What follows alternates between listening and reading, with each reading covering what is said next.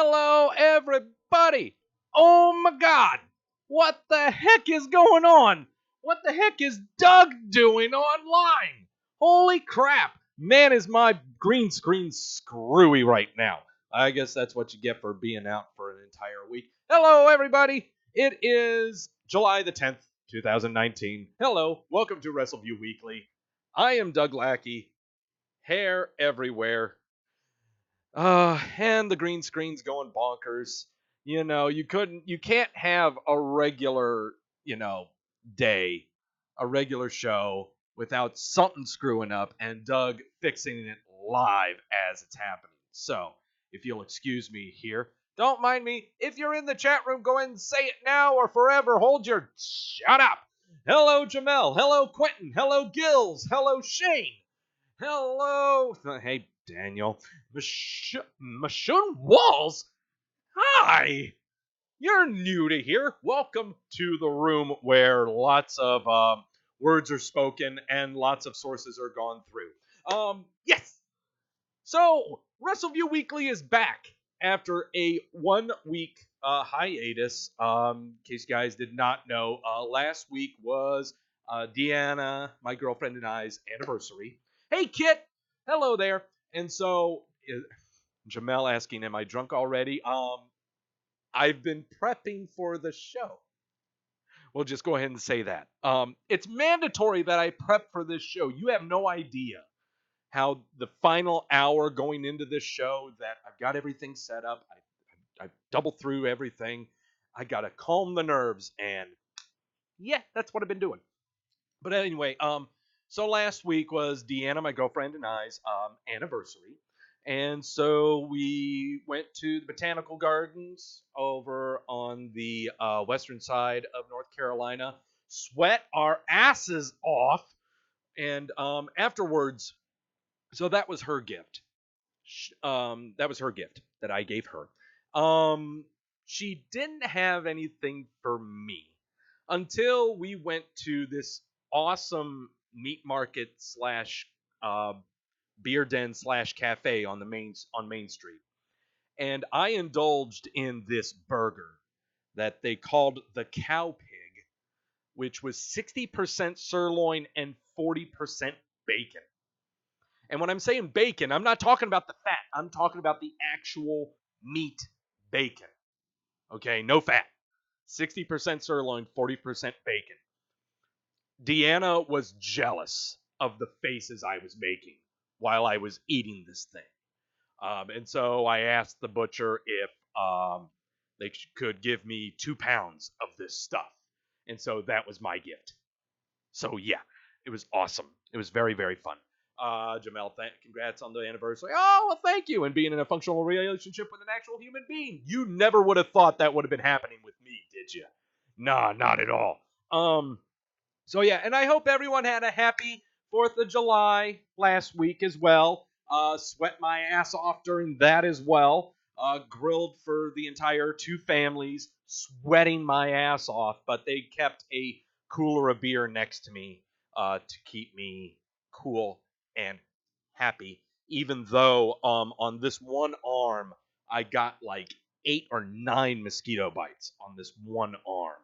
So had to wrap that sucker up in ice and tone it down. And yeah, so lots of fun to be had on the week off. But we are not doing a week off now. We are back with Wrestleview Weekly here on Wrestleview.com. No, on the YouTube channel of Wrestleview. Yes. I am veteran columnist Doug Lackey of Wrestleview.com. You can catch me here and on Wrestleview Live, where I cover all of the major WWE pay-per-views immediately following them, which is going to be happening this Sunday in Philly at the Big X pay-per-view. Extreme Rules. The Big X pay-per-view. I will possibly be joined by Mike and Victoria, who are actually going to be attending it live. So, am I flying solo? Not necessarily. I think Roy Nemmer might be joining me for the show as well. Just got to figure out some stuff. But I believe he will be joining me as well. So, yeah, tune in here on Sunday night for that stuff. 10:30 tentatively, maybe 10:45. Who knows? Who knows? But as you know, when it is a go-home episode of Wrestleview Weekly, we got predictions to make. So, on the show today, reviews of home episodes of The Red Show and The Blue Show. A whole week's worth of headlines just for this week. Not going to go over last week because you guys probably already know what happened and stuff like that. Especially the news of Paul Heyman and Eric Bischoff being the new executive directors of Raw and SmackDown, respectively, that we are not really sure when that all is taking effect. Okay? Not sure if that's immediate or happening after this pay-per-view or after SummerSlam. We're not sure. But yeah. Lex Shifty asking, what show am I watching Saturday? There's 3 going on at once, 2 of them live. None of them. Because I don't normally watch a lot of stuff on Saturdays because, healthy relationship, balancing of life goals. Not until other stuff happens or whatever, or I got free time to do it. We'll just put it that way. Let me see. Oh yeah, because I think there is the Evolve show that's happening on the WWE Network. There are 2 other shows. Is there an AEW thing? Is there a New Japan thing? Is there a Ring of Honor thing? Is there an Impact thing? A TNA thing? I don't know. There are too many things. But with them happening on Saturday, no, they're not getting my attention. I'm sorry. So again, Raw and SmackDown reviews. Week's worth of headlines. Major, shocking updates to the WWE Milk Carton. Mainstays are gone. Some returning champions have come back to the WWE Milk Carton. And then finally, of course, we make our predictions for the Big X pay-per-view. Big Red X pay-per-view, Extreme Rules. 10 matches slated on the card. I don't know if I should do 4 or 6 locks.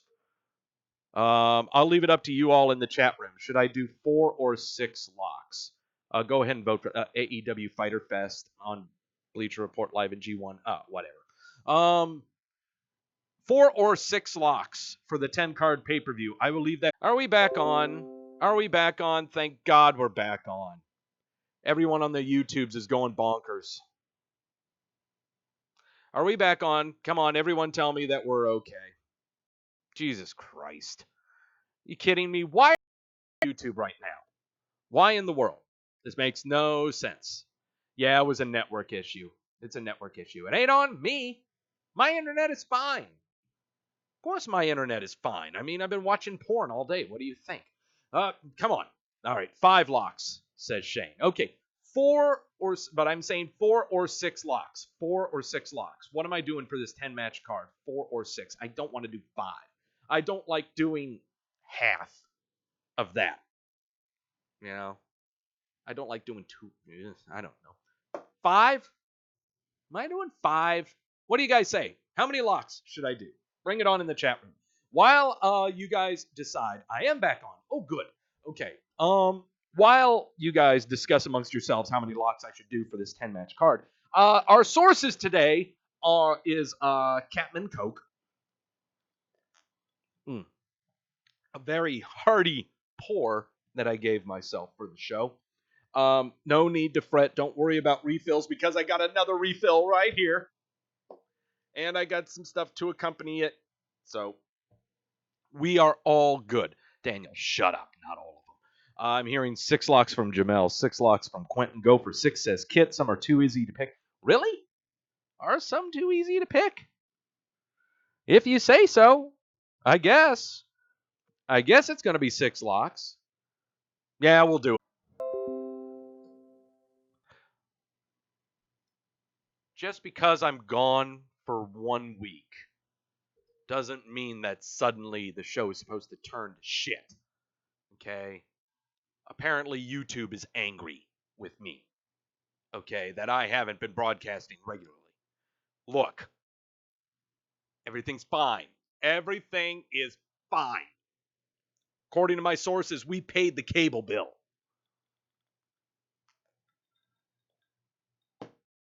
All right. This is going to be a fabulous show already, I can tell.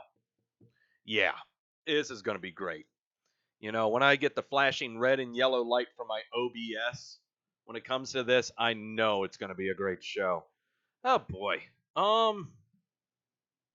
Should I just keep talking like this until it puts out again? Maybe the Undertaker's coming after me. I don't know. There is no thunderstorm outside. The weather is perfectly fine. Watch, I'm going to unleash the curtains and show you. It's fine. I don't get it. It's got to be Kane. Well, it's got to be somebody. Someone's interfering. Someone is interfering with my shit. All right. Time to talk about the Red Show, because I'm sure it was a horrible show and everybody watched it. Hey, look, it's Roman Reigns hitting Drew McIntyre in the face. That must be the Roman Reigns rule, the wild card rule. Oh, boy. Let's start off the show with wrestling. Do what? Why is this show starting with wrestling? Oh, you know what? Before we talk about wrestling, I want to go back. I want to talk about myself here, because Kit brought up something that reminded me of something here. I'm going to just power through it. Of course I am. Before I dip into the Blue Show, I totally forgot. I love Twitter. If you guys are on the Twitter, here you check out my handle, Doug Wrestleview. I like to have fun with the wrestlers on the Twitter. But not so much in that smarky, obnoxious way, you know. I just like to have fun, dry humor, jokes, stuff like that. Never personally insulting or anything like that. And so, came across a tweet that I thought that I would reply to. And it was basically about, what was your most underwhelming, meeting of a wrestler? Your most underwhelming wrestling experience. And mine was kind of in part when I met Vader and John Tenta and Edge at a Cracker Barrel in Charlotte. One of those, before that whole thing happened, was literally bumping into Kane as I was exiting the men's bathroom from that Cracker Barrel in '98. I just put that tweet out there and then I head on off to work. I just walked to work. Adam Martin is blowing up my phone and sends me the retweet that Glenn Jacobs, mayor of Knox County, Tennessee, says, saying that he was making hash brown casserole that day. This is what I love about Twitter, okay, is that I love it when wrestlers don't take themselves too seriously, that they can just have fun and roll with stuff. I love it when they reply to stuff like that. And I don't, milk it. I don't try to reply back to them. I don't try to do anything. I just like it or retweet it, stuff like that. But holy hell, that's pretty cool. When wrestlers and performers and entertainers of any kind do that, it's really cool, when they don't take themselves too seriously. Hey, Kenko. So yeah, that kind of made my week. That made my weekend, had me get back into the Twitter fold, and there was much more tweeting to be had in relation to the WWE Milk Carton. We'll get into that. All right, back to the show. Back to the reviewing of the Red Show. We start off the show with wrestling. What? Well, that is kind of what they're doing now for the past 2-3 weeks, is that they're giving us more action at the beginning of the show, rather than 5 or 10 minutes of monologue and interview and diatribe. It's now action. If they have some talking, it's going to last 2 or 3 minutes, but then someone's going to get popped in the face. So, let's start off the show with the mixed tag elimination match. Elimination match? A mixed tag elimination match. Becky Lynch and Seth Rollins versus Andrade and Zelina Vega. I don't I am not a fan of this. I am not a fan of this mixed tag elimination thing. Because then what does the opposing gender do? Hey, Andrew, what does the opposing gender do when that same gender of the opposite team is eliminated? Do they just stand around and do nothing? Or in the case of this match, they just become, caught in the crossfire? That's basically what happened in this match. Becky Lynch eliminates Zelina Vega via submission.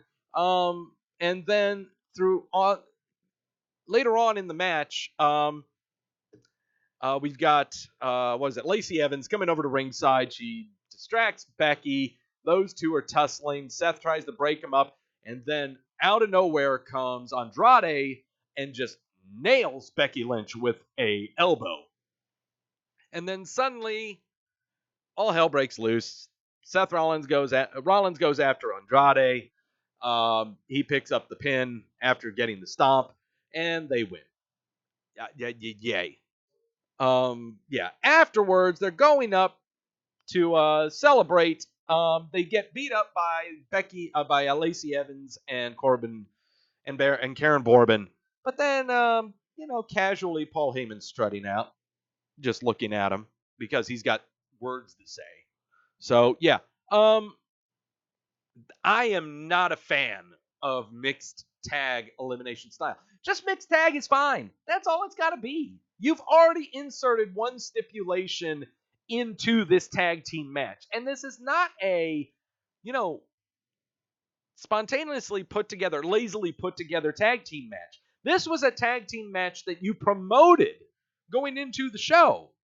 And honestly, a lot of people were just looking forward to. I don't understand why we had to have an elimination. I don't get it. I really, really don't. There was no point to that. We didn't need to have an elimination of Zelina Vega. She could have taken a powder on the outside instead of being eliminated. I don't get that. Okay? So, as we have seen before, whenever they're going to have tag team matches of some kind, or a singles match that is done time after time after time, they're going to try to add a stipulation to this, and it's just going to really make it weird while trying to maintain everyone's, enthusiasm. So I'm just not a fan of this at all. Ring announcer introduces Paul Heyman, and he comes out and he blah, blah, blah, blah, blah, blah. He might do something with his briefcase. I don't know. I don't know what he's going to do. Who knows? Who cares? Seriously, this is what it's going to be. He's just going to be teasing throughout the entire year. Who knows? Wonder if it was Vince's idea or Heyman's idea. This was, I think, a Vince and the Collective's idea. And this idea came way before Heyman ever got involved. The whole inserting stipulations into matches started about 3 weeks ago. 3 weeks ago. This all started at the pretty much the go home into Stomping Grounds. So yeah, there you go. Let me see. Braun Strowman's going to take on Bobby Lashley. Blah, blah, blah, blah, blah, blah. Miz facing. Actually, no, Miz isn't doing anything. It is the Miz and the Usos in a 6-man tag against Elias and the Revival in a 6-man tag, 2 out of 3 falls.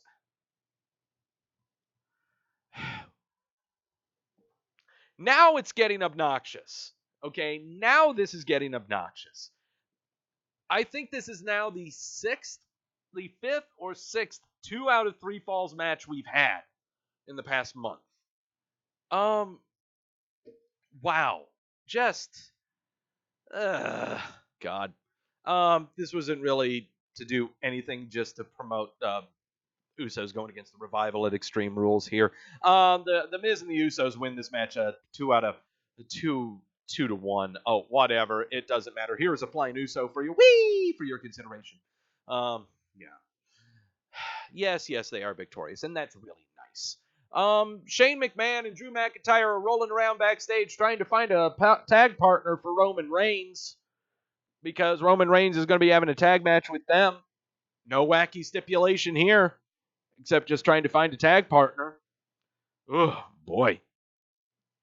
Nikki Cross and Bayley are going to be going at it in a beat the clock challenge to determine whoever wins it will determine the stipulation for the match in Extreme Rules between Bayley and Alexa Bliss. Finally, we've got a beat the clock challenge that serves a purpose. They did this crap a while back. I want to say it was for the triple threat for the Raw and SmackDown women's titles at WrestleMania between Charlotte, Becky Lynch, and Ronda Rousey, where they had them do this beat the clock challenge for no reason whatsoever, though it led up to a really great staged and produced beatdown leading up the ramp and going backstage, where Ronda Rousey was sticking her head out of a car and Charlotte Flair just kneed her in the face. And, we got limos flying everywhere. That was the purpose of that beat the clock challenge, but it still made no sense. Still made no sense. Drake Maverick still has the 24/7 title, and Renee Michelle, who is, the honeymoon continues in Newark, New Jersey. This is fantastic. All of this is fantastic. Everything involving the 24/7 title is absolutely fantastic. R-Truth, Drake Maverick, Carmella, Renee Michelle, all of the guys running like a Scooby-Doo chase going everywhere. This is fantastic. Okay? Absolutely fantastic. And we know this is going to happen. Renee Michelle, at some point in time, is going to be the new 24/7 champion.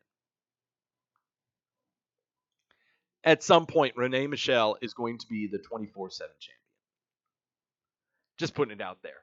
Hey, Lewis. Hello, you sexy creature, you. All right. Rey Mysterio is making his entrance. He's issuing an open challenge because he can't believe that he had to hand off the United States title, and so he has to prove himself, blah, blah, blah. Open challenge. Out comes Bobby Lashley and beats the crap out of him. He decides to carry him up the ramp because, he's kind of an old guy and he needs a hand. So, and that's great. There you go. Roman Reigns and Roman Reigns is going to be talking. He talks a lot. Ricochet did a lot. There was a lot of talking in this episode of Raw. A lot of monologues.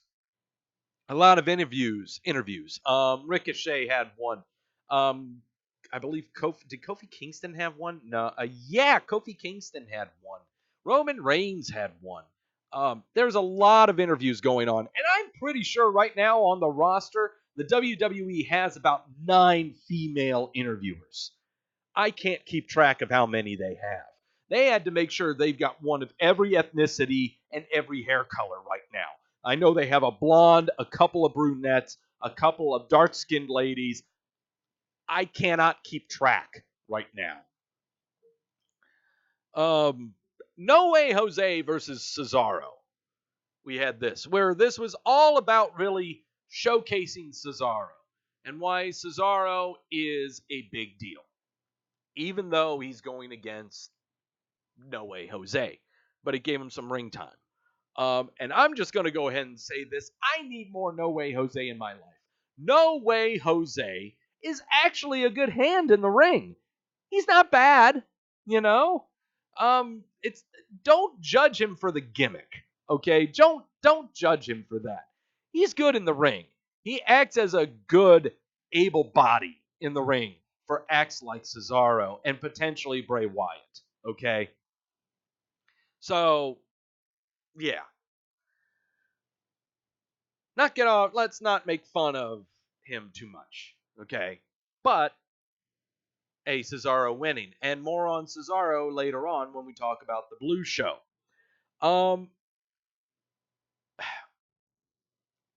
I gotta have a word about this, okay?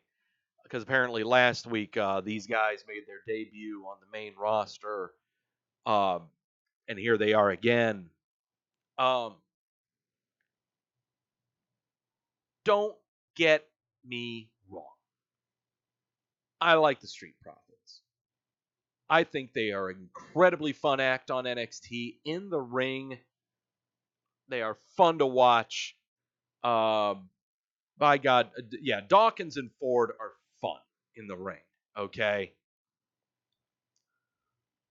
But right now, the way that they are being used right now on Monday Night Raw, where not really being interviewed, not being in the ring, they just have a microphone and I really hope I don't come across the wrong way when I say this. They are the minstrels of Monday Night Raw. They appeared twice or three times during this show to act as the narrators for what's happening on the Big Red X pay-per-view. Okay?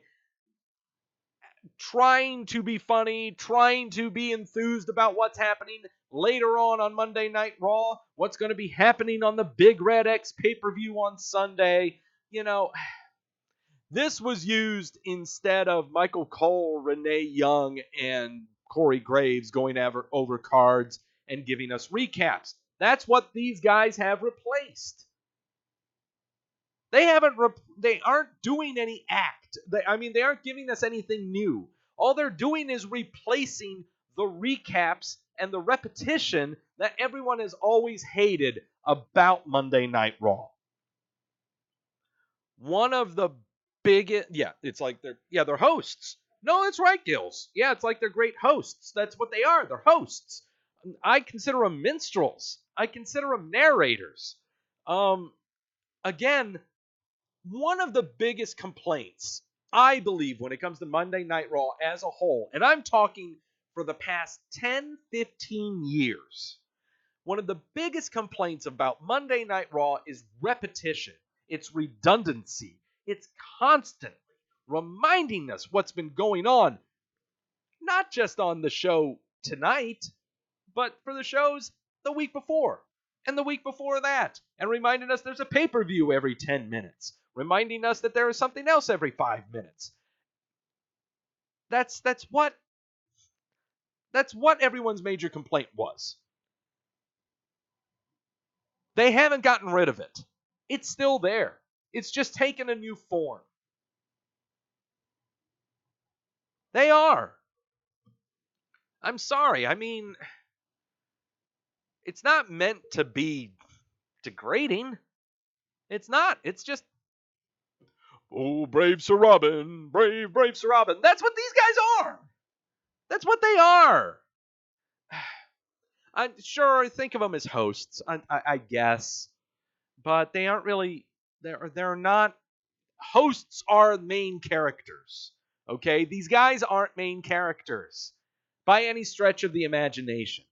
Okay, to put these guys along the same lines as Alexa Bliss on WrestleMania, the New Day at WrestleMania, I don't know. I don't know. Again, I think they're a really fun act. I love them in the ring. I love these guys. I think they're great. But man, do I really, really hate the role they have right now. I really do. It is obnoxious. It really is. All it is, instead of a white guy with headphones telling you what's happening, we got two black guys. Am I wrong? Am I wrong in that assessment? Am I too blunt? I think I'm pretty factual in that statement, says my sources. I don't know. Maybe I'm just angry. No, I'm not just angry. I'm right. All right. I don't know. I think I just need more to drink. That's all I got to say. Footage is shown last week of Maria Kanellis going apeshit bonkers about being peppermint. Yeah. And Maria and Mike Kanellis are backstage. Mike brings her a bouquet of flowers, and Mike apologizes about last week and says he hasn't been himself. He's excited for their second kid. Maria says she's craving ice cream and pickles. Mike doesn't get that she's telling him to get it for her. She gets angry. Mike says he'll get low fat. She accuses him of calling her fat. Mike then nervously runs off to get the ice cream and pickles. Maria is disgusted and says, what kind of a man taps out to a woman? All right. So these guys, Mike and Maria Kanellis, made their reappearance on the main roster last week. They are now officially part of the main roster, and we have immediately gone into stereotypical pregnant couple gimmick. Doug, what is your snap thoughts on this? Comedy. They aren't going to do anything in the ring, that's for sure. If anything is going to happen in the ring, Mike's going to get the crap beat out of him. Maria's going to beat the crap out of him, but they're still going to stay together because they love each other. I don't know. It's just going to be a comedy act, guys. It's going to be very awkward. It's going to be very, very awkward television every single time they show up. Nothing substantial is going to happen from this. Nothing at all. I cannot see a program coming out of this. I just really can't. This is just going to be filler. It's as if, if we can't think of anything to do with the 24/7 title, this is what we're going to do. Oh, boy.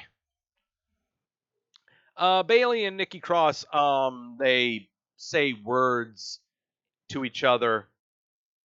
Yeah, about their Beat the Clock challenge. Why they did this segment, I don't get. Okay? There's a lot of stuff about this show that I'm not agreeing with and just don't like, but it has nothing to do with the matches. Well, no, it does. Everything. I watch SmackDown, and I'm not digging this show right now. Bayley and Nikki Cross talking via Wi-Fi, via Skype, via something, about their Beat the Clock challenge and taunting each other. But you're going to be on later doing this. Why are you doing this? We could have had something else. We could have had a different segment that lasted 3 or 4 minutes. We could have had a different segment. Maybe some word on Braun Strowman. Have him in the hospital or something, just grumbling. Show footage of the Lashley Strowman crap that happened 2 weeks ago. And then show a picture of him lying in bed, and then the camera is on him, and he just kind of half opens his eyes, and he's just segment right there. Pumping up Extreme Rules because he's going to have a match with Bobby Lashley. Could have done that. What else could you have done? I don't know. Pump up the other programs that you have going on. Have Baron Corbin and Lacey Evans do another segment backstage where they're complimenting each other, but you're not supposed to take anything sexually from it at all.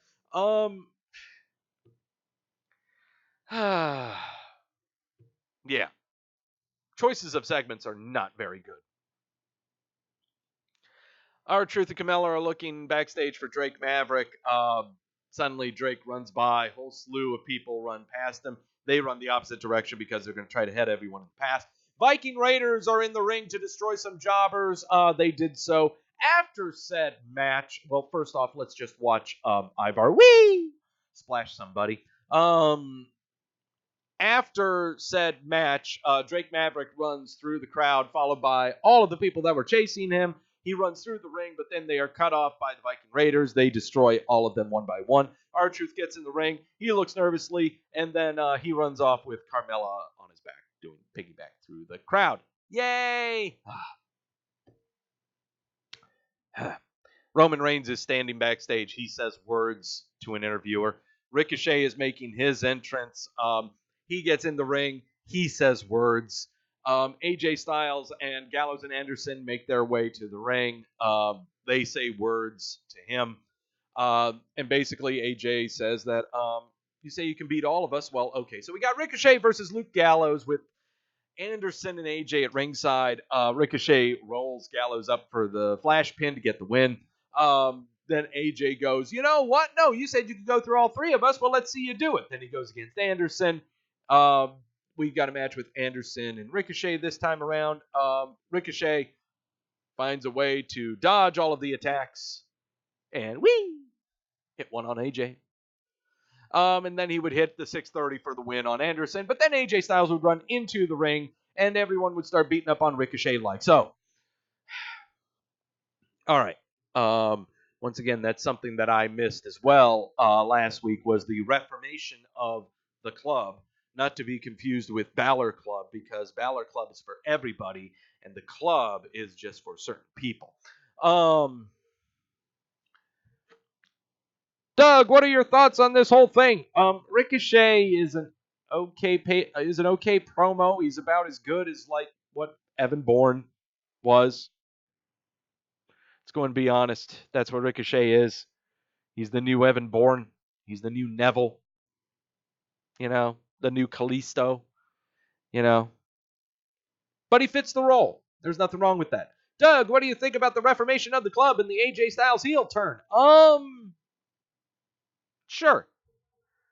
We got I guess we have far too many faces. We need a stable. We'll take the stable.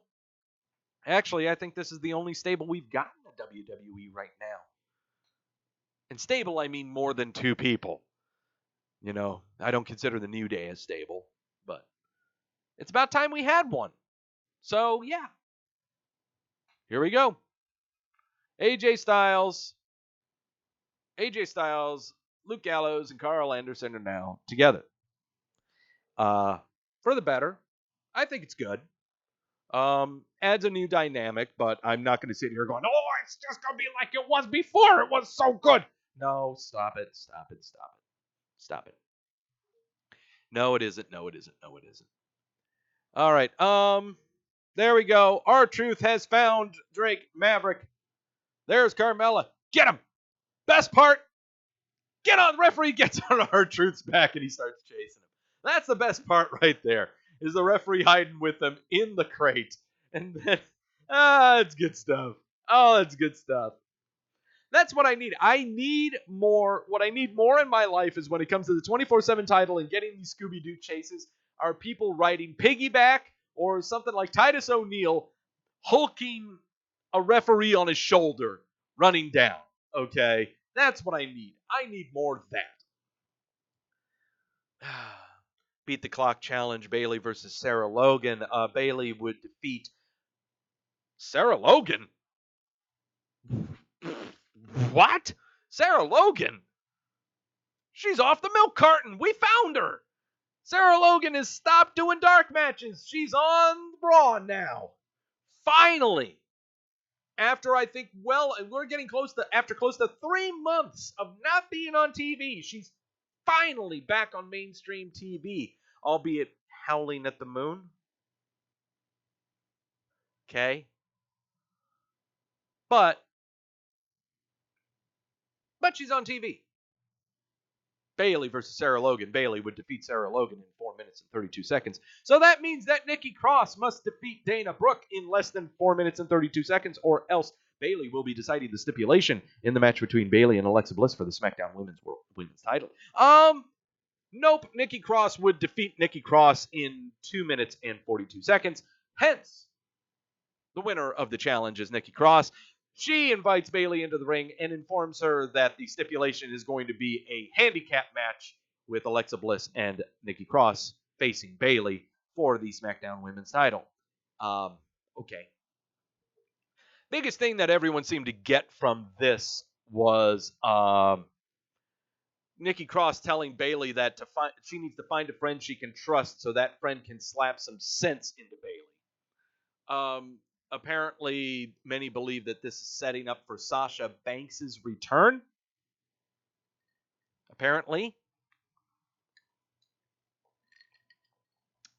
My thoughts on that coming up on the predictions of the Big Red X show on Sunday.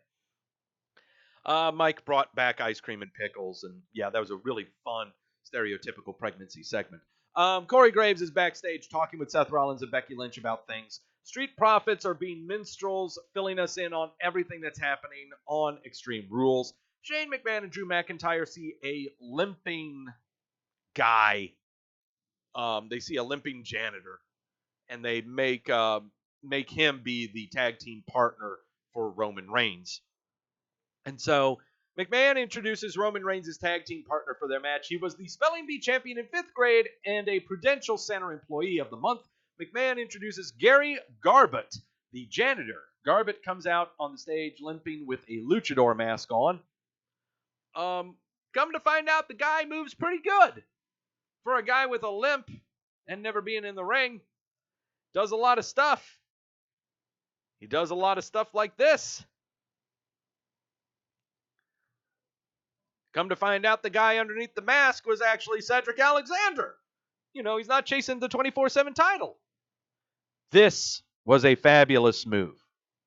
This was a brilliant move. There's stuff that's going to happen here in the future with this. I hope. I can only hope. So, what can we grab from this? Would you like to see a Drew McIntyre, Cedric Alexander program? Sure. Could be a one-off or one match off or a 2-match off. You know, last 2 weeks or something like that. I'm down. It also gives credence to maybe him going against someone like Elias on SmackDown. Give him some more airtime. I mean, they did lose. But it's just basically Shane and Drew being angry that was the guy that they had in the ring. You know. So, there you go. But I'm curious to see where this one goes. Okay? All right. What did everyone think of Monday Night Raw? 54% gave it a thumbs down. I would have probably given it a thumbs down as well. And that is par for the course. As we know, Monday Night Raw is always an awful show because everyone watches Raw. However, that is not the case with SmackDown. Because with SmackDown, as we know, and as our sources always tell us, SmackDown is always a really good show because nobody watches SmackDown.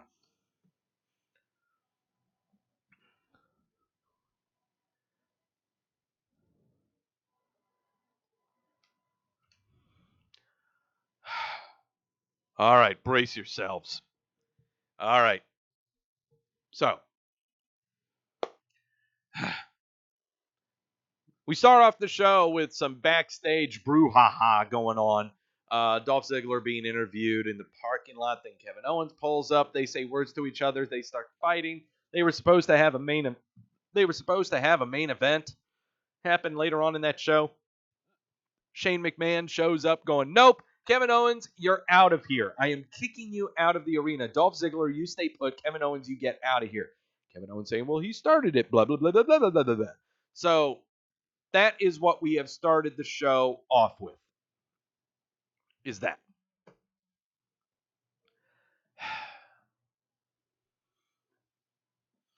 I'm kind of taking a break here because now I think the stream is going to die. No? Stream's not dying? Are you sure? For the love of God, what is going on with this stream? I think it's getting hyped up because I'm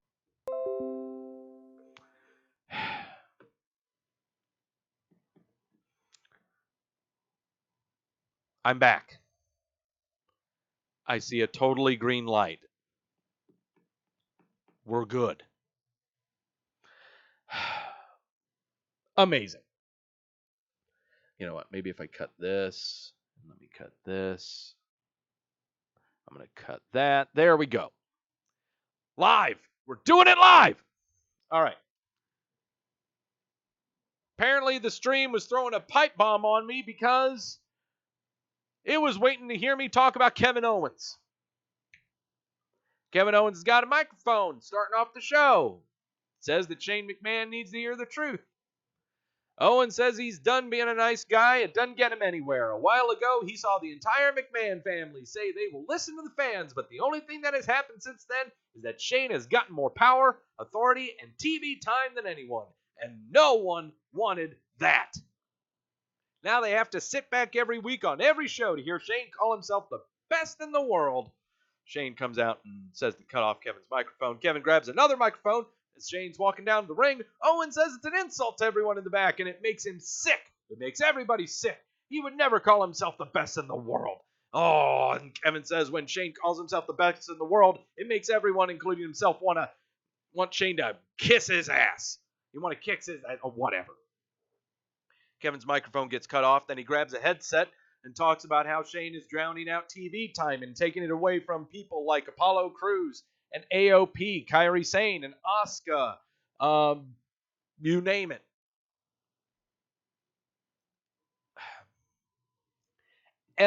What I absolutely love it when people go bonkers about segments like these. That break the fourth wall, the fifth wall, the sixth wall, Everyone calling something a pipe bomb just because it's a scripted segment that you can identify with because it illustrates your frustrations about a show. So they've decided to admit to them. Or maybe it's been planned all along, kids.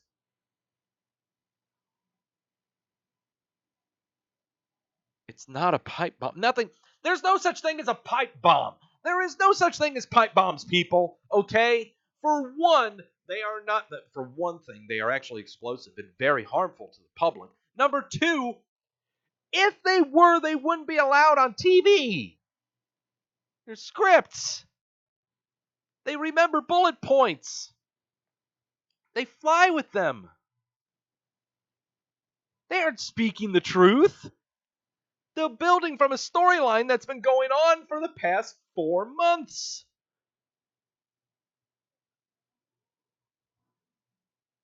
I saw so much activity on the Twitter. So much. Everyone calling it a pipe bomb. Everyone clipping it. Everyone gifting it. Everyone just... I am surprised their keyboards worked. Or all the stuff that would be making the keyboard stick. I'm surprised they even had time to type.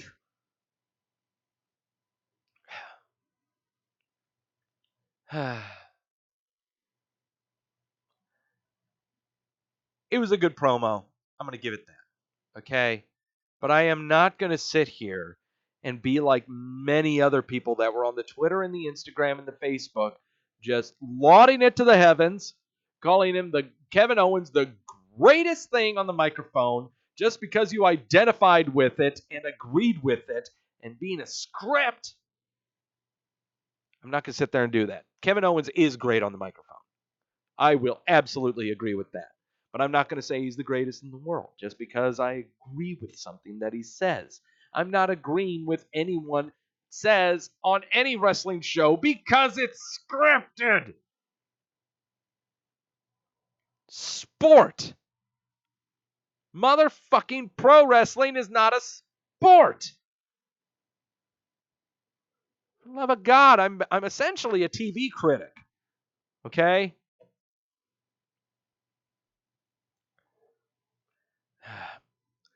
Roy saying this is first time watching WWE from the start of the show in exactly a month as I was away on holiday. Saw a bit of Raw last night, got caught up on the recent shows. Let's see. It seems fresh to him. Well, that's what happens when you go on vacation, Roy. When you're gone for a month, everything seems hip and fresh now. Machine Walls KO is back and forth heel and face. I think right now Kevin Owens is legitimately a face now. That is to say. Okay, that is incredibly safe to say. And I don't really know if he's ever been a babyface. This is the first time I think in an actual foray into being a babyface. He's always really been a heel. Okay. All right. Finn Balor versus Shinsuke Nakamura. And everyone, when they saw that this match was touted to be on SmackDown, immediately went, "Oh, they should save this for the pay-per-view. Oh, God, why are they giving this to us?" Well, it's not a title match. It's a non-title match. Oh, well, if it's going to be a TV match, it's going to be a count-out or a disqualification. Oh, there's no point. God, that's going to be stupid. It was actually a pretty good match and told a fabulous story. How Shinsuke Nakamura at one point got Finn Balor to the outside, gave him the Kinshasa, to the outside of the ring, rolled him into the ring, and he kicked out of it, and then gave him the Kinshasa one more time as Finn Balor was coming into the ring to try to beat a 9 count for the second or third time, but he didn't kick out that time, and Shinsuke Nakamura would get the win. I encourage you to watch this match. It told a great story. Okay? It is not about the moves they do or the history that's behind it. It's the match itself, and the story that it tells is a great one. Okay? And it sets it up to where Balor, Kinshasa is his Achilles heel. He can take one, but he can't take two. And Nakamura will do anything that he can to deliver them. So, great match. Great, check it out. Hey, Dylan. Hello, Dylan. Can I keep the hot streak going? I might be able to.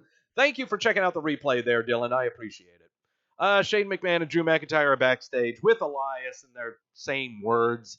Dolph Ziggler comes up, hates it that he's not in the main event, and Shane puts him in the main event against Roman Reigns. Thanks, I guess. Roy going bonkers over here. A clean victory by a heel over a babyface champion. I was not expecting that, but it's welcome. Yes, it is. Yes, it is. Let's see. Samoa Joe, after watching a video package hyping up the match between Samoa Joe and Kofi Kingston for Extreme Rules, Samoa Joe says eerie words about Kofi Kingston.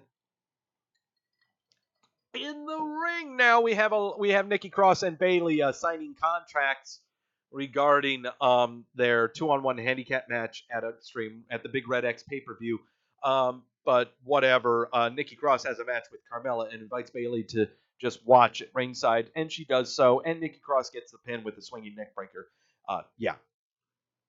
Iconics are backstage, leaving their locker room, and Paige is there with Asuka and Kairi Sane, narrowly missing the milk carton. Paige says that they want a tag team match tonight. The Iconics say that Billie Kay is sick.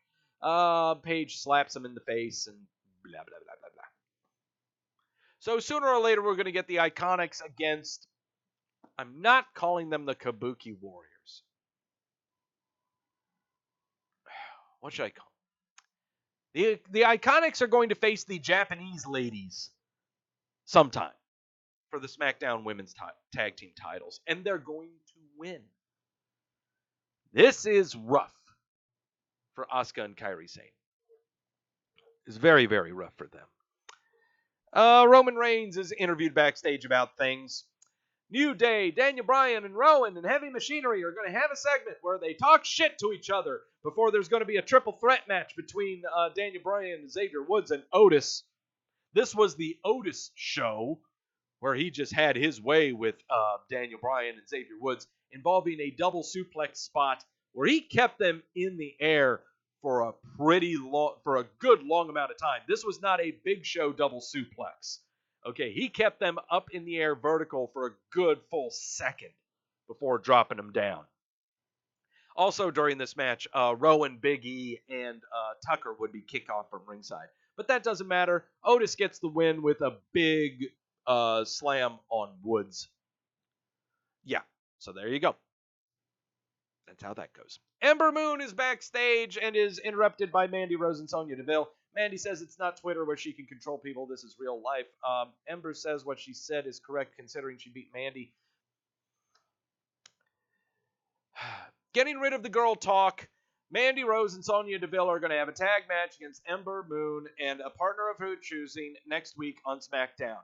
Take your pick. Who do you think the partner is going to be for Ember Moon? My money is on Carmella. Ali has an inspirational monologue to make us thankful we don't live in Chicago. Aleister Black. All right. Some joker knocked on his door last week, but was not there when he opened the door. 2 weeks ago. 2 weeks ago, Aleister Black opened the door. No one was there when knocked on it. He wants to know who the hell knocked on his door so they can fight. Then we have the split screen, and out comes Cesaro. I really wish that I could play the audio from this because it's really... Okay, Cesaro says that he's the one who knocked on his door and because he wants to pick a fight with him. Alistair says, very good, Mr. Cesaro, because this Sunday I will fight you. That is exactly how the segment went. I want to pick a fight with you. Very good. We will fight.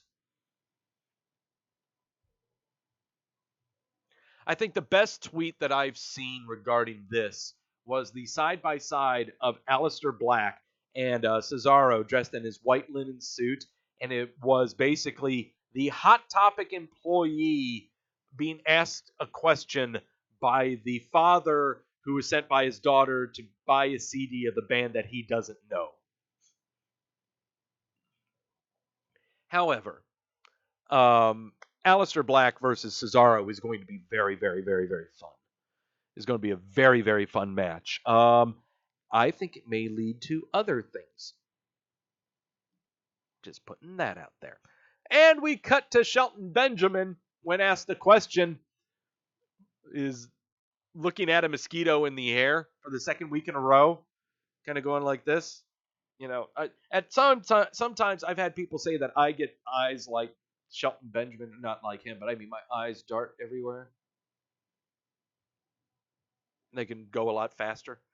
But Shelton Benjamin's new gimmick is he looks around into space and walks away. I need more of that in my life. Shelton Benjamin is great. In this role, he is great. Okay. He's embracing it. Okay. Paul Heyman walks up to interviewer number 6 and walks away. Kofi Kingston comes out and says words.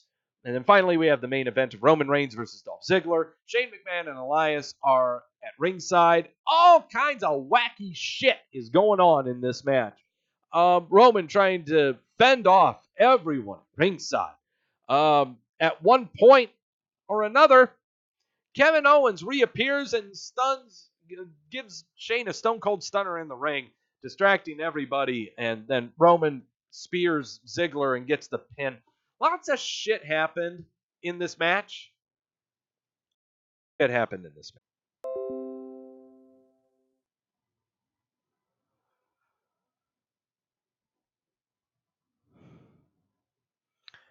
God damn it, Dolph, it should have been you.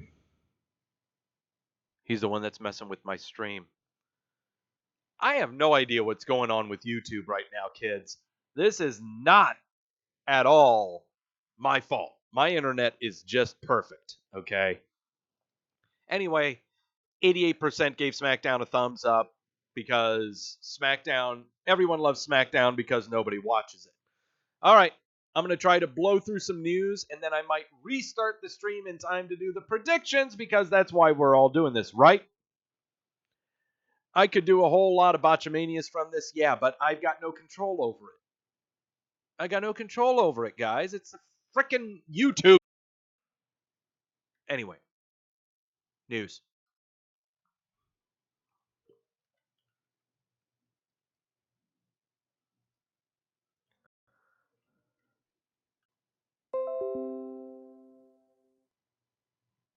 I seriously have never had this many problems streaming. You guys know that.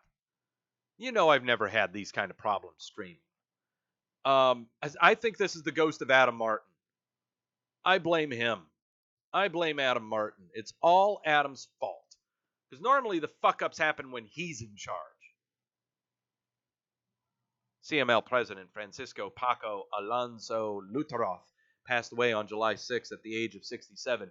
I encourage you to check out the piece that Josh Boutwell wrote on him on Wrestleview.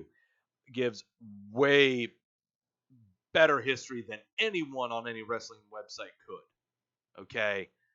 Props to him. I wish I could go through the whole damn thing, but it's a lot of stuff. So please check out the bio that Boutwell wrote on Mr. Luteroth.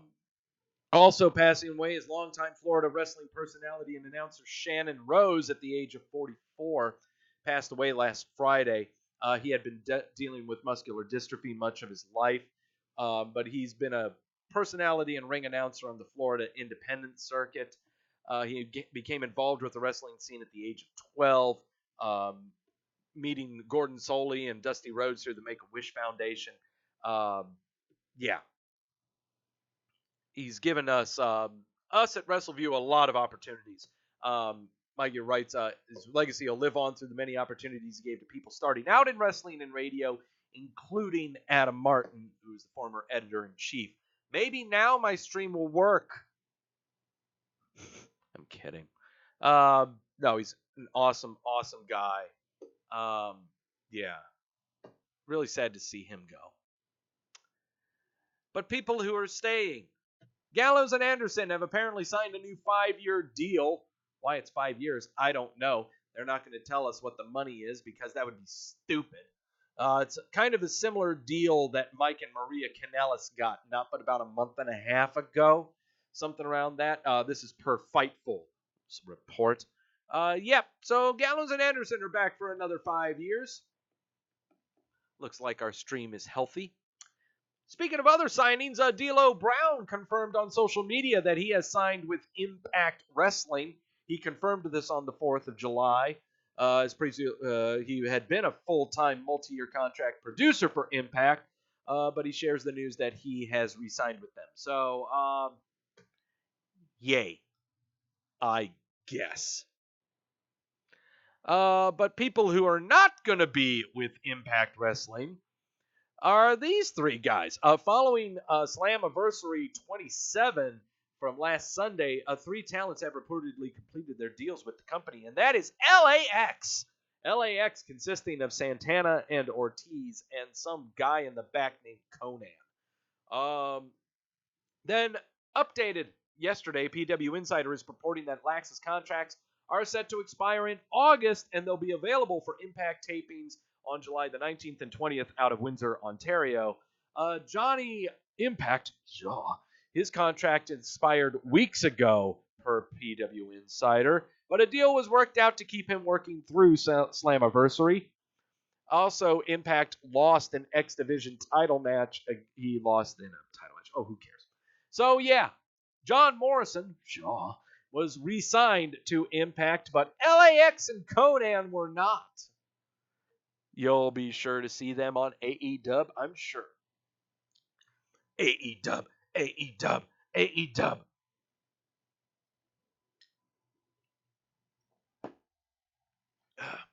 With the pipe bombs so the best in the world shut the stream down? Yeah. That's what happens. That's what happens.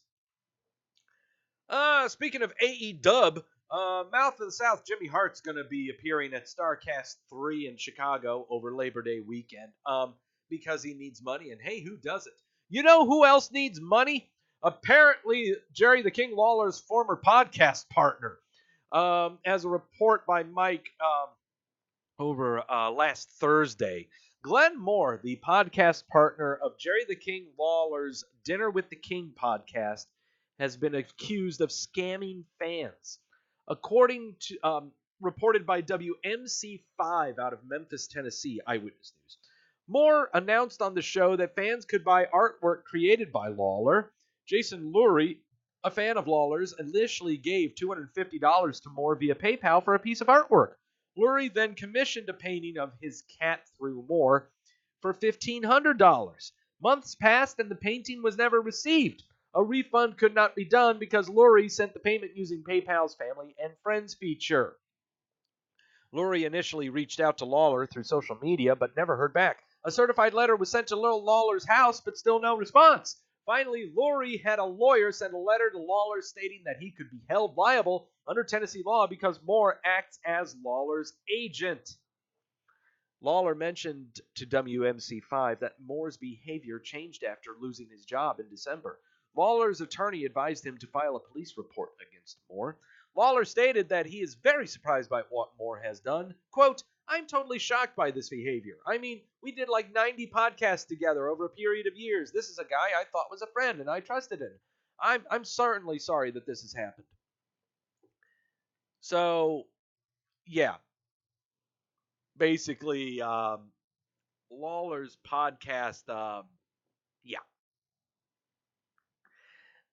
big old scam for his podcasting partner to try to make money. That's fun. You'll never catch that on this show. I'll never scam myself. Well, maybe you will scam me. I don't know. Lawler, honestly, hey man, when you work in the wrestling industry, you've always just you seem to believe everybody, even though you're supposed to be lying most of the time. How is that possible? How is that possible that you are supposed to be working everyone, but you're the one who's never supposed to get worked? How's that possible? Roman Reigns has got some words about AEW. Would you like to know what his words are about AEW? Because he did an interview with the Sportster, promoting his new partnership with Brisk Ice-T and his movie with his cousin Dwayne The Rock Johnson in his movie Hobbs and Shaw. During the interview, Roman Reigns was asked if he thinks AEW is competition. He said, quote, I'll just say this. It's all so new, and it was what it was with Ambrose leaving and popping up over there. But competition? No, there's no competition. WWE, we know exactly what we're doing. We have the best talent in the world. There's no comparing. I say that with firm confidence all the way from the top to the very bottom. We are world class all the way through. Is it another option? Sure. AEW is another option and another place to get a check. I'm never against optimism, but I think you have foolish thoughts if you really think there's a comparison or actual competition. Just an option, which is not a bad thing. Exactly. An option, not an alternative. And that's what I want. Okay? I want, enhancement, I have no problem. I will cover AEW's TV shows on this program when they start airing. I got no problem doing that. I'll watch them. I'll DVR them. I'll review them. No problem. Okay? But there's no way in hell I'm considering them competition. No one should be. And you shouldn't be considering them an alternative either. Okay? You really shouldn't be. If you're considering them alternative, you're just angry. Just angry. What is it that AEW gives you that the WWE doesn't? Worked chairs?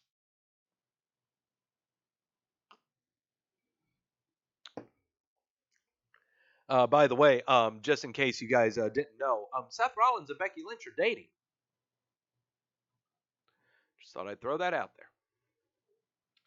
Ah, yes. Speaking of the earlier on this broadcast, I mentioned Mr. Glenn Jacobs, Mr. Kane, the mayor of Knox County, Tennessee. He's got an autobiography coming out on November the 26th of this year. I see my stream is slowly dying again. So, all right. We're just going to power through this. Becky Lynch made the cover of ESPN, the magazine, for something about superstars. It's a blockbuster issue. That's really neat. And finally, WWE announced Raw and SmackDown live tapings at Madison Square Garden coming up in September. Why? Okay, it's on September the 9th. It's going to be happening at Madison Square Garden for the first time ever since November 16th, 2009. Monday Night Raw coming to Madison Square Garden. Hell yeah, son. Oh, good. The stream is back and we're green. Awesome. I wanted to try to plow through some news. That's what happened. All right. News on the injury front.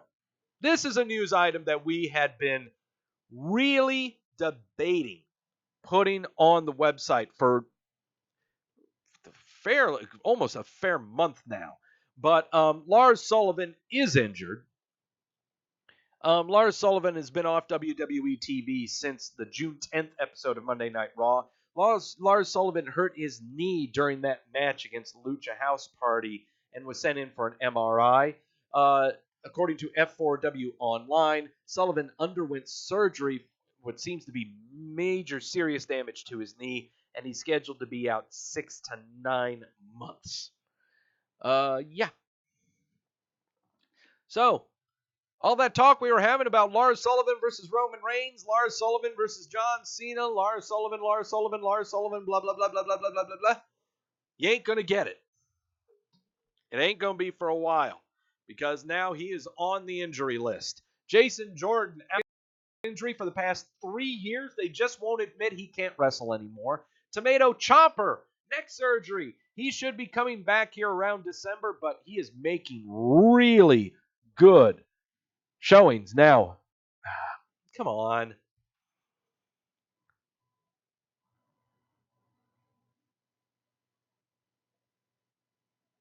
I'm sorry with the radio silence, guys. I'm just staring at my lights.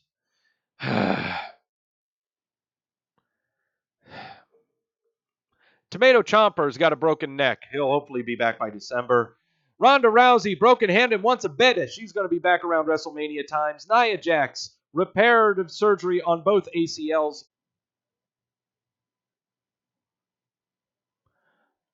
All right, we're trying this again, guys. Sorry about that. There's going to be 2 different links for this show. Part 1 and a part 2. She might be back for WrestleMania times next year. Nia Jax, reparative surgery on both ACLs. She'll be back around Royal Rumble times, though she is making great recovery time.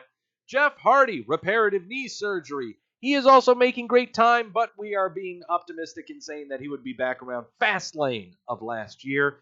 Dominik Dijakovic, torn meniscus. He should be back this month, ready to go. Ruby Riott, reparative bilateral surgery on both shoulders. She will be back in time for the Royal Rumble next year. Mickie James, ACL surgery. She should be back around Survivor Series, November of this year. Kyle O'Reilly and Bobby Fish have got back and knee problems. They're just kept off the schneid right now. We have no idea when they're going to be returning to in-ring action. And finally, Lars Sullivan, major knee injury. He's not going to be back until maybe WrestleMania. We're not sure. Absolutely not sure. Enough about the people that are healthy.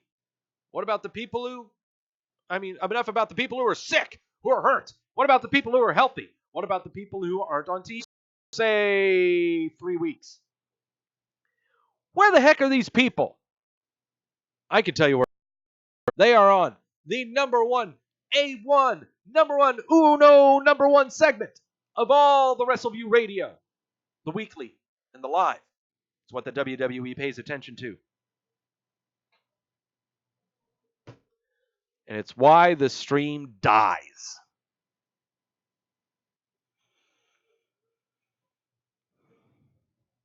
It's why the stream dies.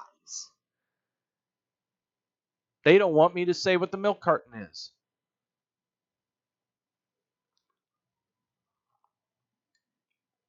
They really do not want me to do the milk carton. They seriously don't want me to do the milk carton.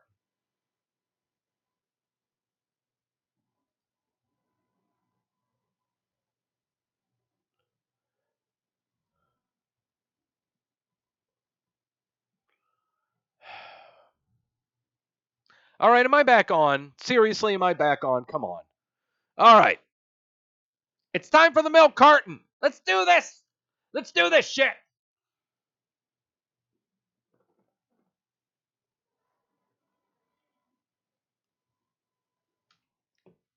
This is by far one of the worst shows I've ever done, and I've got YouTube blamed for this shit.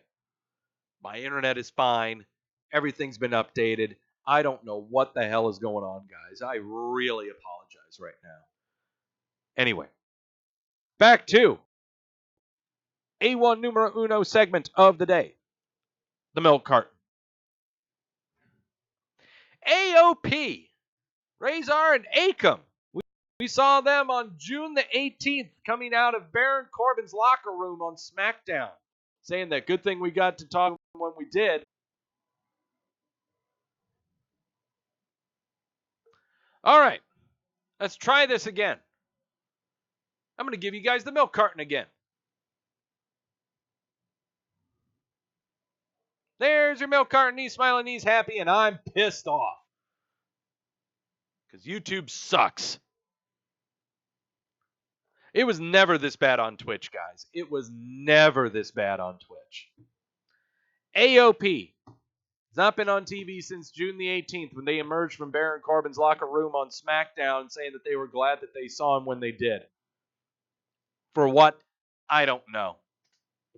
Matt Hardy, haven't seen him since June the 18th when he was chasing around for the 24/7 title, and I think he was backstage celebrating with someone or something. No, he was emerging from Baron Corbin's office, checking to see if he was going to be the referee for his match against Seth Rollins.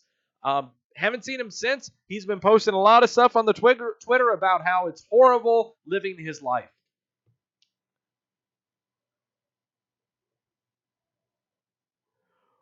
Well, there's a face you didn't anticipate seeing, huh?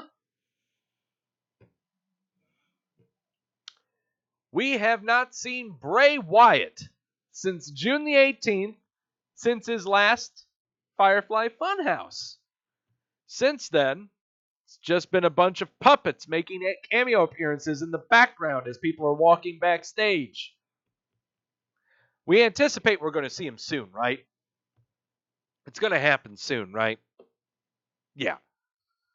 But yeah, look who's back. This guy was the original stalwart of the WWE Milk Carton.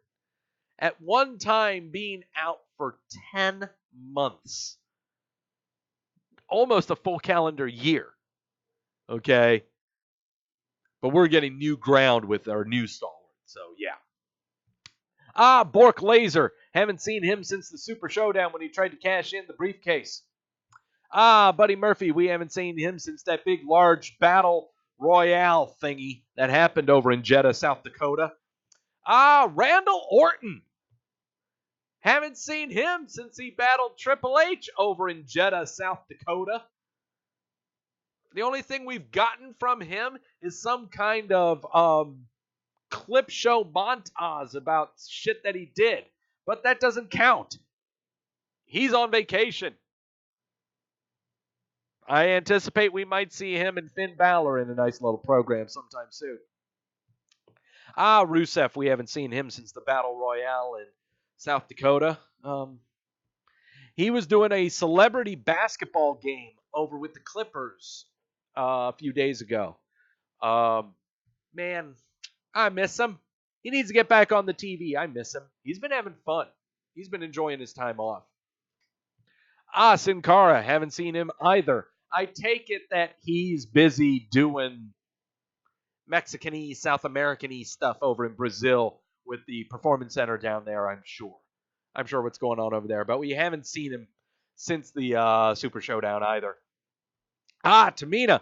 Haven't seen her since the block party during Memorial Day weekend on May the 27th. I don't know. Maybe she's still cleaning up after the party. Maybe she's trying to get shit returned that she brought to the party. I don't know. I don't know what's going on there. Lana. Haven't seen Lana since April the 23rd when she was at ringside for Kofi Kingston and Shinsuke Nakamura's match. Oh boy. This is getting rough. This is getting really, really rough right now. God, we need Lana and Rusev back on TV in the worst way. They're missed solely. In fact, why aren't they going against Rollins and Lynch? Why aren't they going against Rollins and Lynch? These questions need to be answered. Why? Alicia Fox. Haven't seen her since April the 22nd when she had her match, her career-defining match against Becky Lynch. If you have not seen it, please go check it out. April 22nd episode of Monday Night Raw. Becky Lynch and Alicia Fox defines Alicia Fox's career. Defines all of it. Leo Rush. Go ahead and insert your gossip and innuendo here about why he has not been on TV. He's been too busy posting on Twitter about shit that he did in the Independents. But hasn't done anything else, except also posting stuff about hanging out with his family, which is cool. Okay? But stop being a passive-aggressive little bitch. Stop it. I got to stop introing every single entrant like that. Liv Morgan hasn't been on TV since April the 15th when she was at ringside for a match between Becky Lynch and Ruby Riott. I'm sure that we're going to see her on TV sometime soon. People are saying she could be teaming up with Ember Moon in their match against Mandy Rose and Sonya Deville. I don't think so. I see Carmella doing that. Sorry. Jamel saying I got spicy about Leo Rush. I'm tired of Leo Rush's Twitter account. Okay. I'm very active on the Twitter, and on his Twitter account, he's doing nothing but posting old shit that he used to do. Okay. Trying his damnedest to make him, put his place back in and to think of why we think he's important. He's trying too hard. Sheamus. There, I did it again. Sheamus. This ain't concussion protocol. He hasn't been on TV since April the 9th. Since the post WrestleMania SmackDown episode. He's too busy. He's got a jacked physique. He's doing a ton of workout videos, and he's got a sick gym in his garage. The dude weighs 225 now. He's ripped like nobody's business right now. The Ascension. Have not seen them since April the 7th, since WrestleMania, when they were part of the Andre the Giant Memorial Battle Royal. Last week, I took to the Twitter to give the WWE Milk Carton, since this is the WWE Milk Carton is by far, and you all say, is the best segment of the show. And so I thought, well, since the show Wrestleview Weekly was not on last week, I'll take to the Twitter and post up the WWE Milk Carton. I got through everyone, except the final people, and I got to the Ascension. And I mentioned how, you know what, I miss them on TV. I love their theme. It makes me question my musical tastes. Lo and behold, I would be replied to by Victor, saying that those ingredients are way off on that milk carton.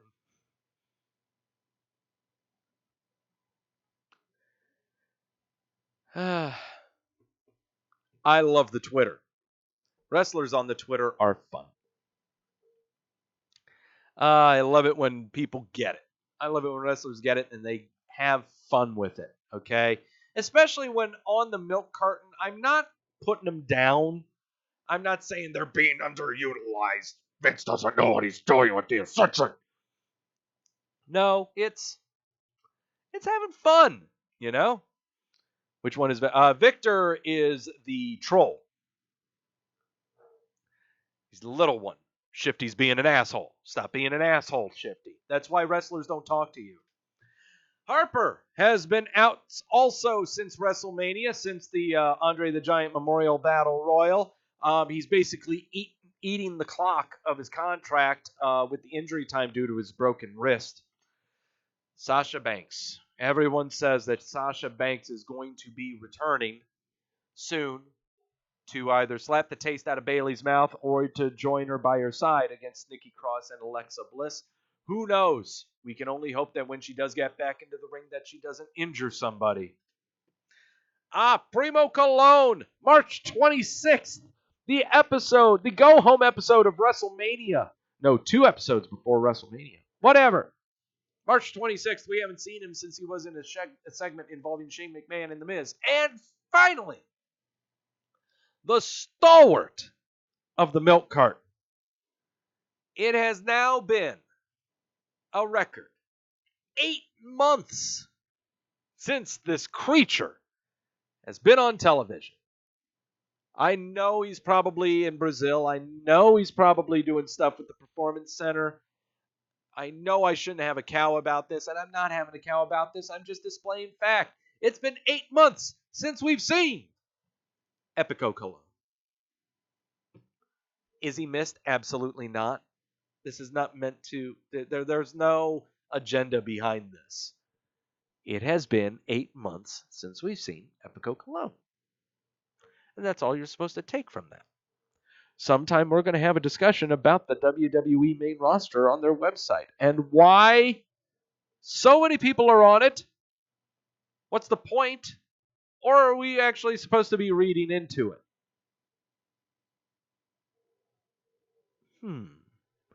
Inquiring minds want to know, and thirsty minds need to check their sources. By the way, if they do not show up on the pay-per-view Sunday, and technically on the shows following, these are the people who are going to be up to be on the Milk Carton. Brace yourself for this one. Sami Zayn, if he does not appear on Raw. On SmackDown, if he doesn't appear on SmackDown. Chad Gable, who had been taking notes on Apollo and Andrade, and now he's vanished into the void. Naomi, who was in a tag team match with her partner Natalya versus Alexa Bliss and Nikki Cross. And finally, this one's a doozy. If she does not appear on Sunday, Monday, or Tuesday, we will see the epic debut on the Milk Carton of Charlotte Flair.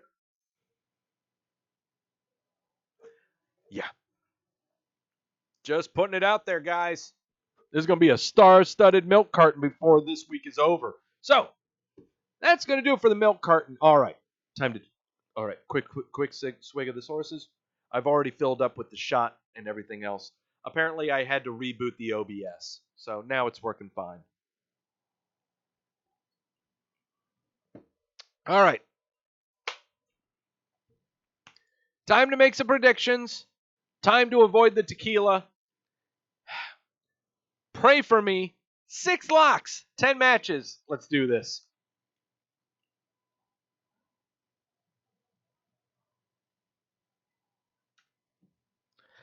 I think I figured out now that once I have my OBS and once I have all my scenes and everything set up, I really need to start setting up my show later than earlier. Because I had this show set up well earlier today. So I guess I shouldn't be so amped up in setting up the show. Yeah. I can't help it. I'm excited. I love doing the show. I like to make sure that it's all crisp and clean and ready to go. All right. Extreme Rules. Big Red X pay-per-view. 10 matches set on the card. 6 locks. For each locked pick that we get wrong, we take a shot of the Luna Azul Blanco tequila. We have been tequila-free for the past month and a half. Our record speaks for itself. All right. Later, Kit. Thanks for stopping by. Here we go. 10 matches. I only have the matches down here. I have not picked them yet. You guys need to do this for me. Well, help me with it. You don't need to do anything. You just need to talk some sense into me. All right. Aleister Black and Cesaro. I am anticipating this match. One of two things. And this really just doesn't narrow it down. It's either going to be a long slog of a match, or it's going to spill to the outside and it's not even going to last 3 or 5 minutes. And also what I'm anticipating is if this ends up going 3 to 5 minutes to the outside and not really going at all, then we're going to have more of this. And it's going to keep on going. Okay? If it ends up being a long slog, we're going to get honors and respects, and you're seeing a new tag team. I am putting in a long slog. I am seeing Aleister Black as the new Sheamus, is what I'm looking at. There is no way that you can really say that either one of these would legitimately win. Okay? I feel like I'm going to lose whichever way I go with this. Okay? I think for posterity's sake, I'm going to take Black. But I ain't locking it. I can't lock this. I mean, of all the matches to pick, and be confident in a lock, I am not confident in this at all. Not confident at all. I'll take Black on this one. All right. 6 locks. 6 locks. The Revival defending the Raw Tag Team titles against the Usos for the 2,417th time since the Usos have appeared on Monday Night Raw 3 months ago. What is our end game with the Raw Tag Team titles? SmackDown Tag Team titles is flourishing fantastically. The Usos' role here was to make the tag team division good. But what other tag teams are there on Raw? Name them.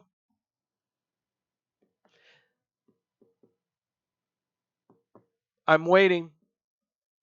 Who are the other tag teams on Raw?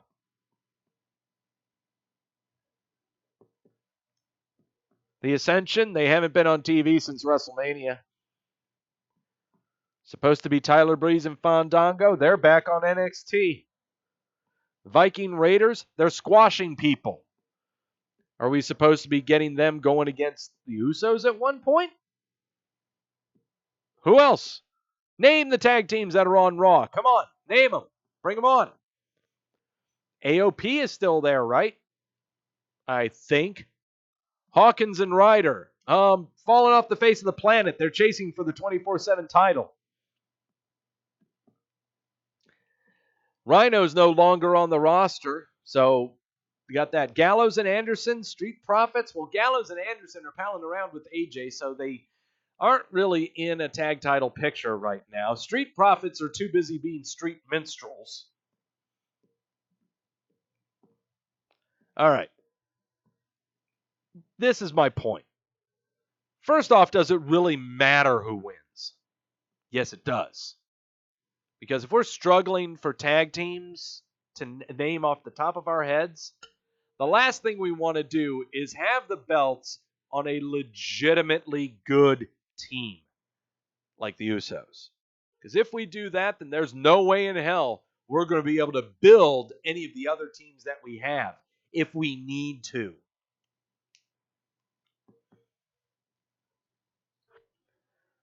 I've got the Revival retaining and I'm locking.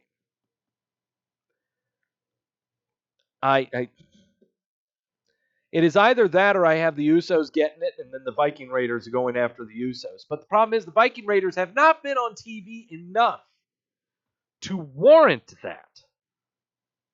They haven't been. I'm keeping it on the Revival. I'm going to lock it.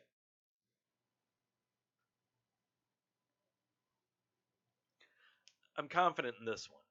Okay? Because there has been no drama with this. Okay? At first, wasn't that supposed to be on the kibosh after the Memorial Day episode of Raw? I don't get it. Don't get it. Bobby Lashley. Braun Strowman. Last man standing match. All right, what are we doing here? What's our end game with these two guys? Okay. There's no swerving going on here. I don't see any swerving going on at all. These are just two behemoths beating the shit out of each other. Okay? But what are we doing with each other? What are we doing with them after their match? What are we doing here? It's too early to position anyone in any kind of prime run for WrestleMania.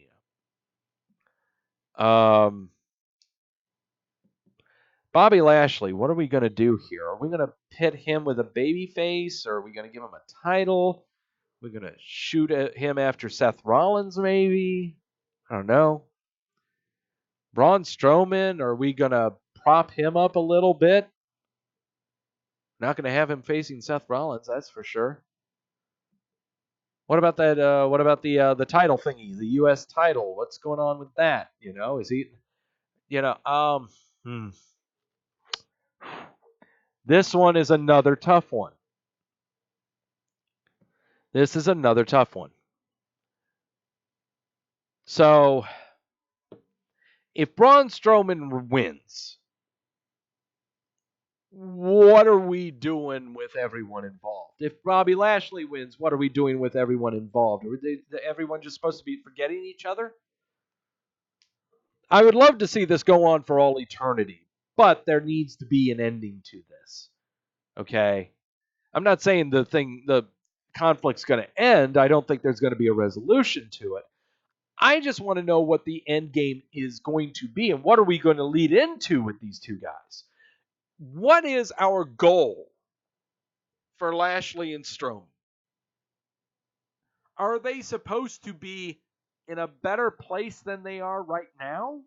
And I mean better place is that what is their next program going to be? Is it something that's going to involve both television programs? This is tough. This is really tough. Hell in a Cell pay-per-view is not until October, I believe. So we can't carry this on for another 3 months. Not another 3-4 months. No.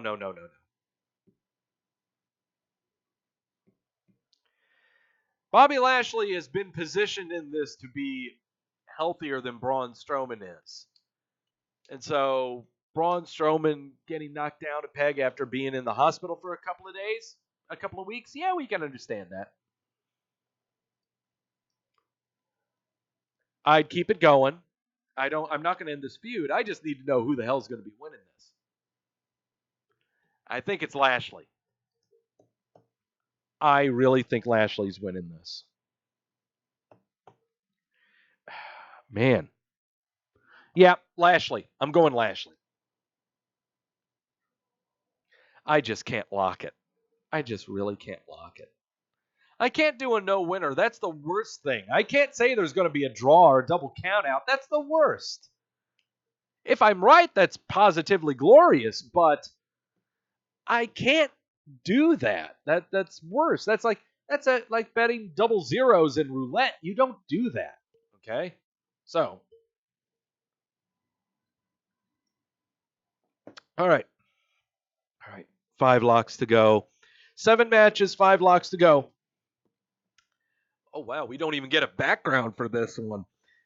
Drew Gulak defending the WWE Cruiserweight title in his rematch against Tony Nese. Nese? No-brainer. Drew Gulak locking it. Gulak needs to be showcasing this sucker on NXT because he's been making appearances on NXT. And so throughout his tenure as champ, he's going to be showing it off on NXT to try to get people to watch 205 Live. That is the point right now of Drew Gulak, is trying to bring the NXT audience to 205 Live. Not how it was 2 years ago with the Cruiserweights appearing on Raw and SmackDown to get you to watch 205 Live. That's not what's going on anymore. 205 Live is on the WWE Network. The Cheeto Munchers and Dew Chuggers are watching NXT. Get their attention. That's how you do it. So, no-brainer. Drew Gulak retaining the title. Oh, look at the milk dud dome on Ricochet here. Dear Lord, that is a perfectly shaved dome. That's a lot of photoshopping right there. Ricochet defending the U.S. title against AJ Styles. Okay, now, once again, this is about who wins the match. It's not about who gets the title. Gallows and Anderson are going to interfere, right? Right. Will Ricochet still come on top of the club, or will he win by disqualification? Is AJ Styles going to win this? What's going on here? Okay. What's going on here? This feud is going to still go on. We know that. It's going to carry on. So how do we keep it carrying on? We know the title. We don't want the title to switch hands. But is AJ Styles going to win? Do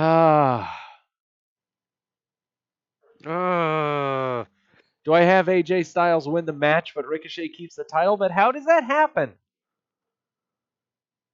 It doesn't happen by DQ. It means Ricochet wins by DQ, right?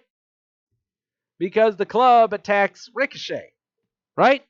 Right. No one's making a save. Grash asking what the story dictates here. The story dictates that Ricochet believes that he can take on the entire club. That's the story. He can take on all comers, including 3 at the same time. So if that's the case, and this is a one-on-one, that means that Gallows and Anderson are going to get involved in this match. They're going to be at ringside. Club screws Ricochet out of the belt. Well, that's the thing. How? How are they going to do that? I think they basically get kicked out from ringside and AJ wins clean. If that happens, holy shit, does that make Ricochet look bad? So that ain't happening. Okay? If the club gets involved, then it's all good. It's all good. Protection. And Ricochet wins via DQ.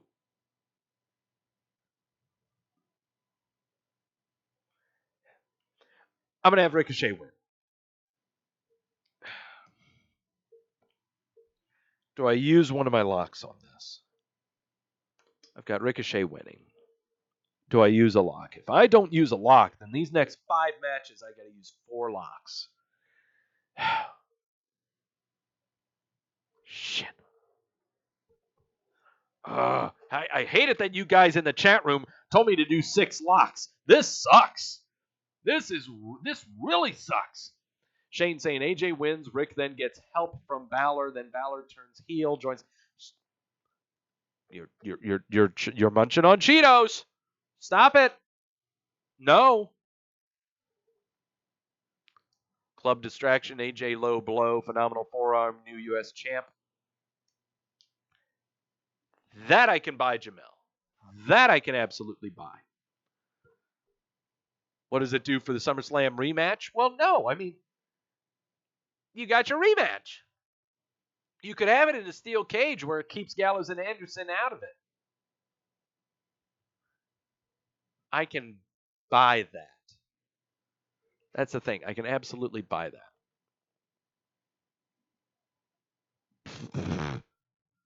It's what you deserve. Such a terrible stream. Yeah, I do deserve this, Gills. I do deserve this. Yeah, it's what I get for having a terrible stream. I do like the low blow idea. Absolutely like the low blow idea. With the absence of Nakamura, I haven't seen low blows. And we saw it with AJ Styles. He did it on Ricochet, turning on him. Oh. Damn it. Oh, god damn it. AJ wins. New U.S. champ. Lock it.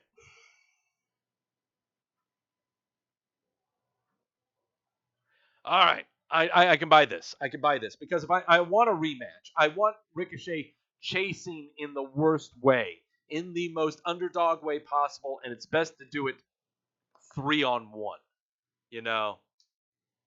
Best to do it 3-on-1. That's the best way to do it. Triple threat for the SmackDown tag team titles. The tag team titles that actually have really good tag teams with them. Rowan and Daniel Bryan defending against the New Day and Heavy Machinery. Are we splitting up Daniel Bryan and Rowan? No. I don't see a reason to. Not right now. Not at all. Heavy Machinery has yet to really have their place in the sun right now. New Day, no, they are not winning. No, it's basically between Heavy Machinery and Daniel Bryan and Rowan. Name the other tag teams on SmackDown. Go! It's just a B team. Or potentially AOP.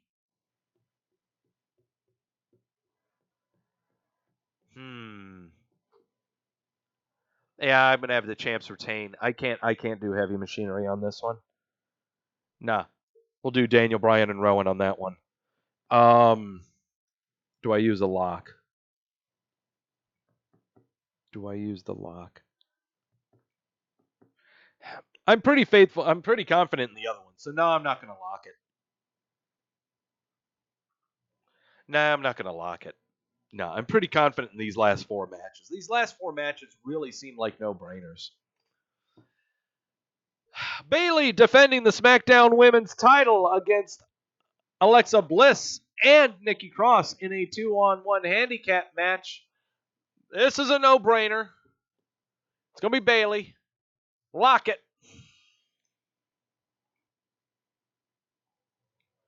Taking Bayley, going to lock it. I am not saying this based off of a Sasha Banks run-in or anything like that, though that would be cute. I can see it being a run-in, fending off Bliss and Cross, and then slapping Bayley in the face. I can see that happening. I can see also something happening between Bliss and Cross there at ringside, and Cross waking up and beating up Bliss. Because Cross has been getting some kind of babyface heat here. But it doesn't matter. On top of all of that, it doesn't matter. Bayley's going to win. Period. Bayley's going to win. Lock it. This match is so good it doesn't even deserve a background. Kofi Kingston defending the WWE title against Samoa Joe, which seemed hastily put together. Came out of nowhere after Samoa Joe lost the United States title to Ricochet on Stomping Grounds pay-per-view 3 weeks ago. All right. Everyone's saying Kofi retains, Kofi wins. Oh, yeah. I'm totally down with that. I'm just trying to figure out what the hell we're doing after this. I have no clue. Every week, they're going to say that Kofi won at WrestleMania. Every goddamn week. This has been going on for 3 months. Reminding us that he won at WrestleMania, and they're going to keep on doing it because they're building this up for a Randy Orton match at SummerSlam. Kofi retains.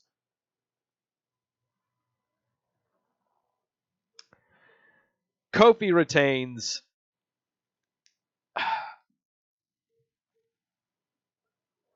Kofi retains. Kofi retains, and I'm keeping it that way. Seth Rollins and Becky Lynch defending their Universal title and Raw Women's title, respectively, against the team of Baron Corbin and Lacey Evans in an Extreme Rules mixed match tag team match. Winner take all. Blah, blah, blah, blah, blah, blah, blah. Hey, per sources, did you know Seth Rollins and Becky Lynch were dating? Yeah. Per my sources. Also, per my sources, Seth Rollins and Becky Lynch win, retain, lock it.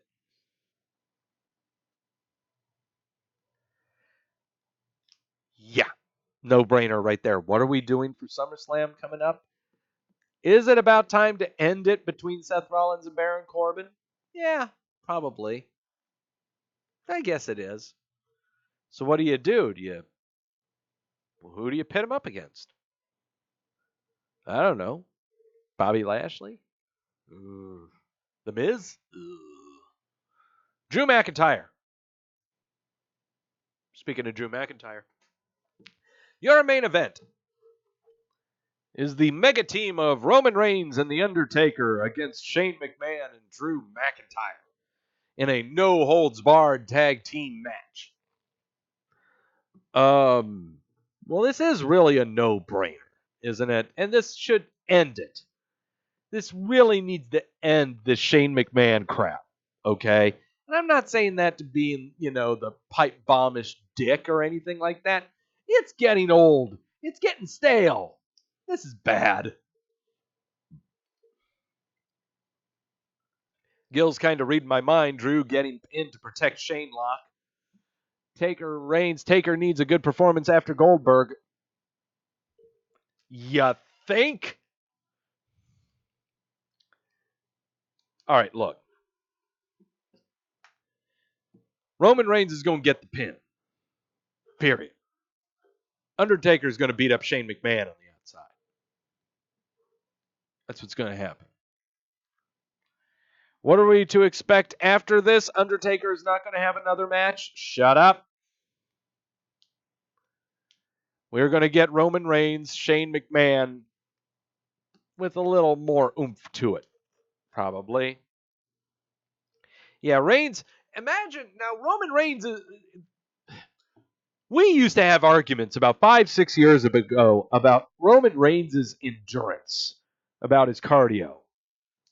And we're expecting him to be the workhorse in this match? Nah, Drew McIntyre. McIntyre and Reigns are going to be in the ring for a full 12 to 15 minutes, while Shane McMahon is dancing and Undertaker is looking menacing. Though there is a fantastic 12 or 20 second video going around on Twitter right now of they had a match like this already in the house shows where Undertaker is looking for the hot tag and he just pours a bottle of water all over his head and he's pacing back and forth on the apron and stomping on the stairs. Brace yourself for that hot tag. Brace yourself for that hot tag. That's what's going to happen. Of course, Reigns and Taker are going to win. Yeah, that's a no-brainer. I'm locking that. I'm just trying to figure out what we're getting from this. What's after this? You know? What are we doing after this? Is Reigns going to go after the WWE title? Is Drew McIntyre going to go after the Universal title? Shane McMahon's going to have a match against Kevin Owens. Undertaker's going to go back on vacation. That's what I see. Drew finally getting his push. Drew's been pushed for the past year. He's been pushed. He's been on TV every day since he's come up to the main roster. Do you understand that? Okay? He's been on TV every week. Okay? Never missed a week. He's going to be getting there soon. But I see him having Seth Rollins for the Universal title coming up. Samoa Joe is going to take a powder after Kofi. So, yeah. That's how we're going to go it. All right, recapping. Extreme Rules. Predictions for this Sunday. Aleister Black over Cesaro. I think the Revival retaining the Raw Tag Team titles against the Usos, and I'm locking that. Bobby Lashley defeating Braun Strowman in the Last Man Standing match. Drew Gulak retaining the Cruiserweight title against Tony Nese, and I'm locking that. AJ Styles, your new United States champion, over Ricochet, and I'm locking that. Yes, Daniel Bryan and Rowan retaining the SmackDown Tag Team titles against the Heavy Machinery and New Day in a triple threat match. Bayley defending successfully the SmackDown Women's title against Alexa Bliss and Nikki Cross, and I am locking that. Kofi Kingston successfully retaining the WWE title against Samoa Joe. Becky Lynch and Seth Rollins successfully defending their respective titles of Raw Women's and Universal title against Karen Bourbon and Lacey Evans, and I'm locking that. And finally, Roman Reigns and The Undertaker defeating Shane McMahon and Drew McIntyre, and I am locking that. I really hope for a tequila-free show next week, but we'll see how it goes because I don't know. The way that the show has been, guys, and how the stream has been, we're going to need a lot of booze to save us from this one. That's been Wrestleview Weekly. I want to apologize to everyone who's been with me live. You're trying to stomach through the show, how the stream has been. That's all my bad. I got a feeling the OBS was open for so long that it just started having a really tough time staying with the YouTubes. So, lesson learned on my part. I know what to do now. This will never happen again. We'll just go ahead and put it that way. All right. Thank you all so much for stopping by, for stomaching through this and tolerating it. You guys are the real MVPs. Jamel, Daniel, Quentin, Gills, Grash, Shifty. Kit was here. Everyone else who's in the chat room, thank you so much for stomaching through this. You guys are freaking troopers. Have yourself some scotch. Shane, no, you have a good evening, Shane. You have a good evening. You too, Andrew. Everyone, thank you. All right. Tune in Sunday after the Big Red X pay-per-view. Roy Nemmer and myself might be together. It might be just me. I don't know. But we're going to talk about the Big Red X pay-per-view Sunday following that pay-per-view. Also, Monday, following Monday Night Raw, you have Mike and Victoria Tedesca. They're going to be talking about Raw stuff. And then tune in here next week. Who knows how much of this crap we're going to be drinking? I really hope not a lot. I'd rather have some scotch, but the way that this show has been, I got a feeling we're going to be having 6 shots of tequila. Thank you all so much for stopping by once again. And as always, know when you're being sold to.